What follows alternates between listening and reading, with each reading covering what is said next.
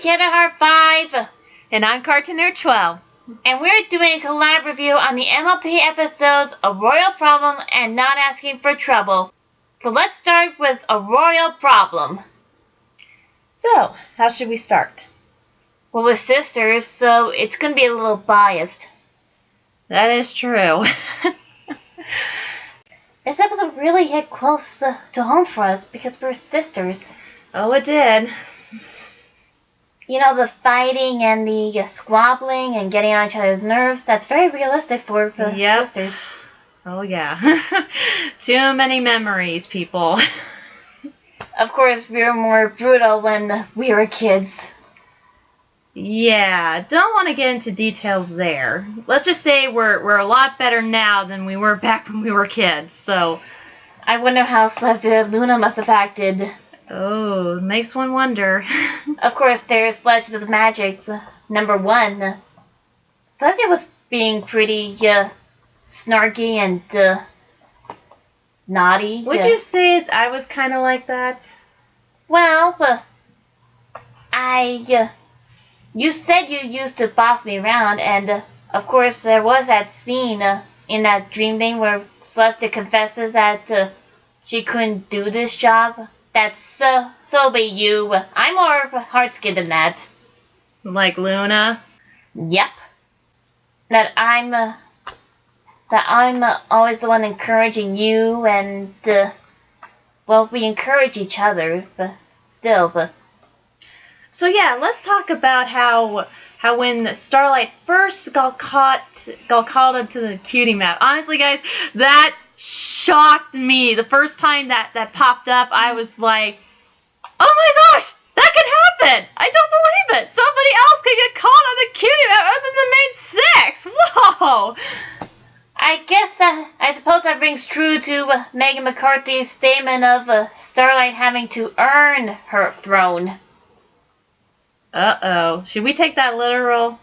I'm not sure, but I was equally surprised that Starlight got called. I think Twilight's reaction to that was basically everyone's reaction. No, yeah. Speaking of Twilight, she was really in character for this one. Nervous, a bundle of energy, and really on Starlight's case. How the heck did she do that spell where she was a ballerina and a music box? I mean, how was that even... there was just no words for that when I saw that. I was like, what the heck? I'd say she looks not bad as a ballerina, and the music box isn't so bad either. I thought she was kind of cute. I agree. It's just a bizarre spell. I guess we'll never know, but... Oh, one of my favorite lines in that episode was, "Hello! Great news! There are no Timberwolves! There definitely are Timberwolves!"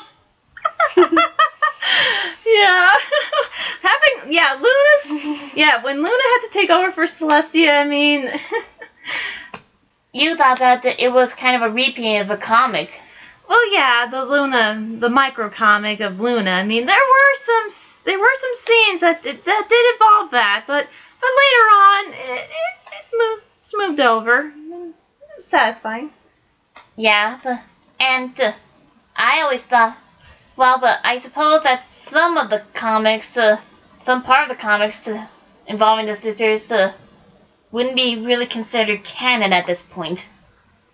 Sad but true, because I loved that Friends Forever comic with Luna and Celestia. That was really good. I thought it really hit to the core of their relationship. So yeah, I'm just a little disappointed that now some of the comics might just be glorified fan fiction. Not bad, but still, I mean, don't you think it'd be nicer just to have it be more tied into the show? I mean... Well, I thought that their behaviors in the comics are very similar to what happened in the episode. True. Which is another one penned by the lady writers who are now the story editors of the season. I must say, they're doing a really good job here, but especially that one surprise that Starlight's dream pulled. Oh, yeah. Speaking of those dreams, I mean, it was really interesting when Celestia started to do the job and she started talking to herself, and I was like, oh boy, that's me. Definitely, most definitely. And yeah, I mean, and when she into the dreams, and we saw, like, let's see, Fluttershy still being the pet, so that's still there. And then Pinky riding on Gummy, and then, like, what the heck's that about? That's Pinky. And then we have a psychosis with Applejack seeing a part of her parents when she was just a baby, and it's like, oh my gosh! And then we see this dream with Twilight and Rainbow, and I'm like, okay, who was dreaming that? You know, but I always, if you're not watching the episode first, then I always anticipate Discord to arrive. Well, I got some satisfaction due to his appearance in the glass windows and that dream bit with the smooths. And then that was amazing the way that Daybreaker just showed up right after Nightmare Moon showed up, and it wasn't too far off from what the fandom has suggested that Celestia's evil side would look like, although it was more of a daymare something, and she had Maleficent horns. But yeah, I think the name Daybreaker comes from the words daybreak and breaker. I must admit, I really do like that design they gave her. I mean, so villainous, and I'm like, wow, if Celestia ever did become evil, whoa. All fiery and such. I guess the fandom wasn't too far off. I mean, her appearance totally surprised us. Like, whoa! And so, yeah, and I just love how Celestia had to bring in Luna to help this out, to make sure that Starlight didn't have this recurring nightmare from now on. Starlight was a bit uneasy at first, I mean, but Celestia did commend her on being bold, but then Starlight acknowledges that things could have taken a very different and much worse turn. I'm starting to think that map is premonitional. That can just totally see into the future, because it's interesting how it would choose Starlight for this one particular problem. Like, it somehow knew that if this wasn't settled, the sisters would have ended up as probably what Starlight would have dreamed of. So who can say?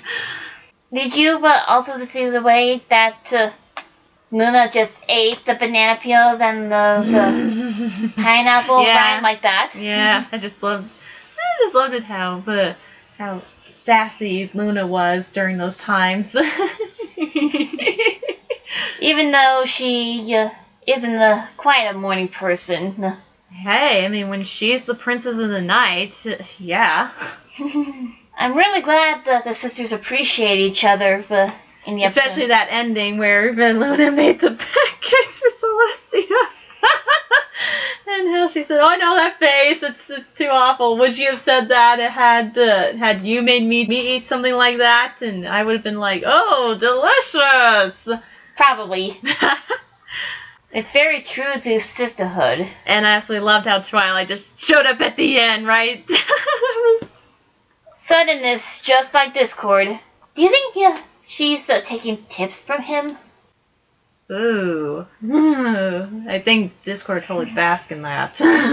Oh, and I know Discord will have a field day if he ever knew that Celestia and Luna had switched cutie marks. Oh, he probably would have, which is probably a good thing that I bet they're going to keep that from him, because they're going to keep that under wraps. Why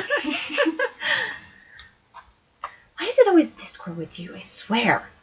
I'm just a fan, and I'm an outsider. Admittedly, yes, I am a Fluttercore fan at most, but jeez, I'm never that obsessive with Discord as you are. Hey, can I help if I'm just like him and Luna, an outsider who's very unique and weird in And her you think way? I'm just Miss Perfect? You're definitely very social. You can get along with other people better. Touche. I'll give you that. Now I know what Luna was getting at with Celestia being all Miss Stepford Smiler. Oh, really? So see, guys, told you this was close to home for us. Told you, especially since we're exactly like the sisters, which is kind of eerie. Mm-hmm. Yeesh. Pros and cons? You go first. Okay. Their sisterhood is very true to life. And it did have humorous parts. I can agree with that. There's also Daybreaker's appearance and a lot of surprising things like how Twilight was able to perform that spell and how the key marks were switched.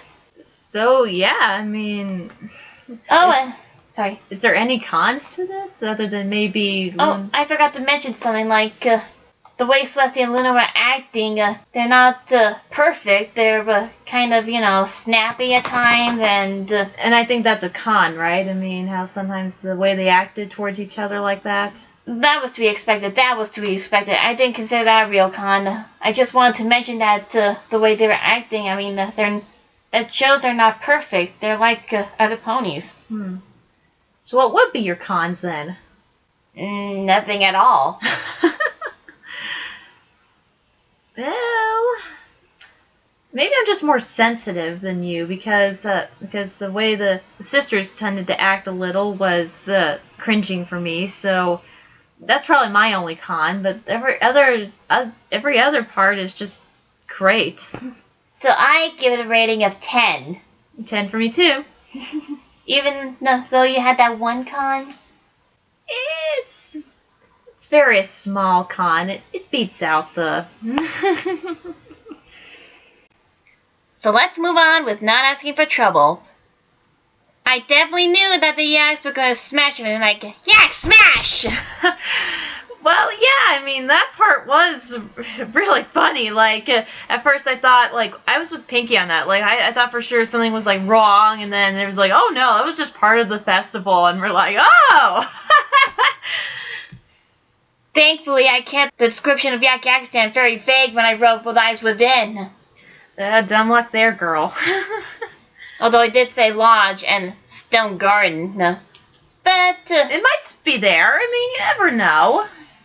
And I bet Rutherford has a palace too. So as for the avalanche, the synopsis was not kidding when it said that an avalanche covered the entire village. I guess the proud behavior was expected of Rutherford. But it's very realistic to how many proud people act. Like, they feel that they don't need much help. And there may be some cultures that do not accept help. I kind of like Pinky's story with the goats. The cows. Yeah.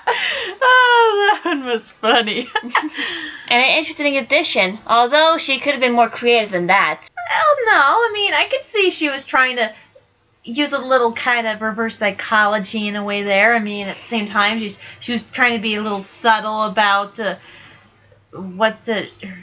to get her point across. So, not bad. It was not a bad try, but... That goes for the episode too. I mean, there was another new writer on board. I think her name is Mei Chan. I think she did a good job on it. Although it was a bit average and predictable, it had its highlights. Well, Pinky was definitely a major highlight in this because she was totally in character and totally super funny. I mean, it just couldn't stop smiling whenever she talked or said something. It was, yeah. Glad she's not seeing this episode. She knew when there was trouble and some help was required. Now that's very helpful, Pinky, and I think it taps into her character growth as well.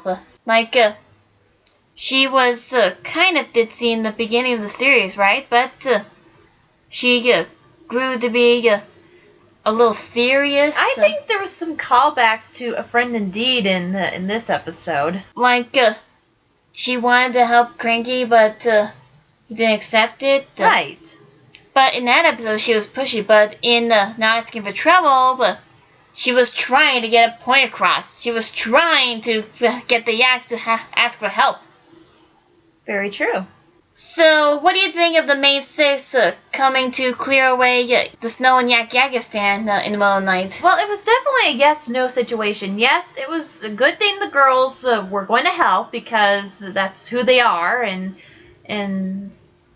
yeah, I mean, the yaks were in trouble and it was necessary, but at the same time, it kind of felt like they were meddling. It's a sad truth to say, but sometimes, if people do not want help, you're forced to leave well enough alone. It's just, it's a hard thing, but sometimes it's just how it is. Hello? What about those poor cold yaks starving?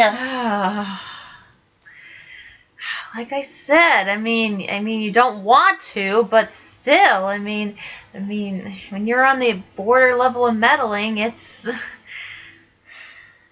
Like I said, yes-no situation, guys. Very yes-no situation. Like, yes, there's a point of helping. No, it's not a good idea. Like I said, it's very mixed. Pros and cons. Pinky is a highlight in this episode with trying to help the yaks while keeping her funny nature. And we also got to see more of Yakyagistan. Yeah. And I'm very fortunate to have kept the description of the entire village vague in What Lies Within. Good call there, little sis. We also learned more about their culture and their sacred festivals and such. Okay, so cons. The yaks' behavior was very expected, but not all that helpful. And like you said, the way the main six cleared away the snow in Yakyagistan was a very yes-no situation. Mm-hmm. It's very helpful, but it can be meddling if done behind someone's back. Okay, I give it a rating of 8, maybe B+. What about you?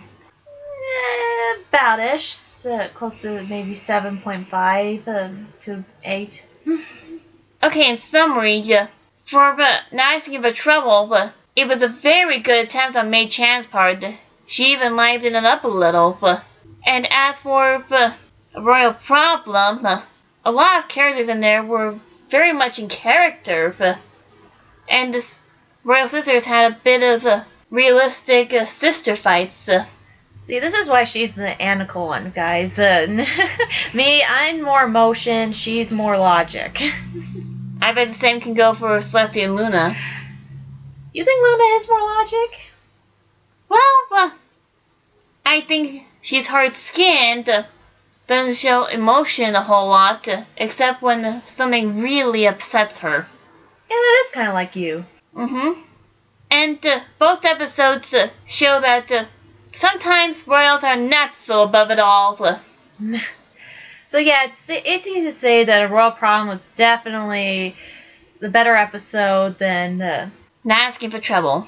Well, this has been Kid at Heart 5. and Cartoonic 12. Signing off.